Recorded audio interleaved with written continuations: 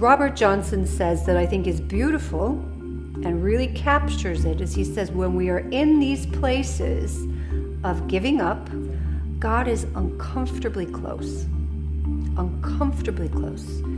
We are uncomfortable in God's presence.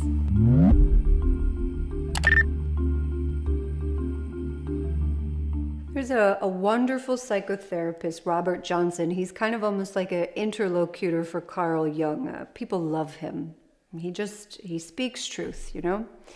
And he articulates it as this. He's really kind of gotten to the kernel of it. And he says, there will come points where we want to give up. This is not just even in older years. Of course, this is in other stages of development too, you know? There are points where we want to give up, where we do feel this. And he says, but instead of giving up, let's just say psychologically, you know, instead of giving up our selfhood, instead of giving up the self, we need to be giving up the things that block us from acceptance and from contentment. He says, you know, that really there are things that are ego-driven, you know, the part of us that doesn't want to be dependent. Well, fair enough. None of us want to be dependent. The ego never wants to be dependent. The self knows that sometimes it is. Sometimes it relies on other people quite heavily. We are all interdependent. The self knows that. And that's how that works. You know, that's where we have to go. We have to give up the ego part that doesn't want to be dependent and say, this is how it works. So what he's talking about is wonderful. So not giving up on ourselves, not giving up on the self, but giving up on the ego parts that are no longer going to work. We need to grow out of that, you know. It's a little like, I think, going around in a pair of shoes that no longer fit, you know, and they're starting to hurt. And we keep jamming our feet into those old shoes and it's starting to hurt. And we're going, ow, my feet hurt, my feet hurt. It's time for new shoes. Okay, that's the transition from the ego to the self. So yes, giving up on these ego things, that's important. And I would go a little bit further than this even. I would say, really from here, what we can see from what he's saying, we could argue that the moments in which we are inclined to give up and we feel that out there somehow, well, these are really important moments, aren't they then? These are actually important opportunities if we can identify them as such. If we are adequately companioned, these are very important opportunities that are in the service of the self, that bigger part, to let go of things that are no longer going to serve us for where we're going. Things like the illusion that we can be in control of everything. Things like that hidden unworthiness that we have that blocks us from others sometimes. That feeling somehow that we messed it all up. That's the world of the ego, you know. The idea that to need is shameful. You know, again, the ego. That instinct that we have to maybe punish ourselves or to punish other people for things that happened a really long time ago, you know. Again, that's the world of the ego. These are the things we have to give up on. These are the things we have to let go of to make room for something bigger. Now, that's very important.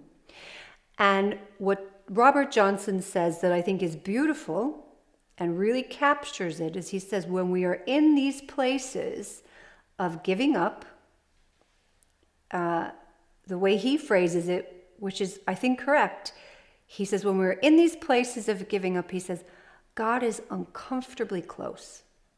Uncomfortably close. We are uncomfortable in God's presence. Now think of God here in whatever way you want. Think of it mortality. Think of it as the vastness, your meaning systems, whatever. Something bigger, wonder and awe. However you articulate God, he says, in that place, when we're starting to feel like that, or when we are drifting into that space, there is an ask on us, and God is uncomfortably close. We are uncomfortable in it. We are uncomfortable in it because we should be. We should be. We have to find the bigger thing, but sometimes we need help with that. Now, in this place where the bigger thing, or God is uncomfortably close. How does that feel for us? How does that feel for the ego? I would say that experience is almost like being shy of God. There is a part that is shy. And where does that come from? That's something for us to really think about. There are people who are shy of being loved. There are people who are shy of being cared for. People who are, maybe have had earlier experiences in which they have been under-affirmed, misunderstood, maybe not treated as well as they should have been with, gentleness or tenderness. We've had points where we get a little bit roughed up and we are shy of being cared for, And I think that's what's actually going on here. And I think that's what you can hear echoing through that research with some of these elders. They know it's moving into a certain territory. They know that God is uncomfortably close, or whatever way you want to frame that. And they're shy of this. They don't know what's going to happen. They don't know what to expect. And it's very uncomfortable. And all we can really do for ourselves or for the people around us in this state of being is to companion them and to be with them and help them move from that state of being into that bigger place. We need help with that, many of us, That's what we have to be doing for one another, okay?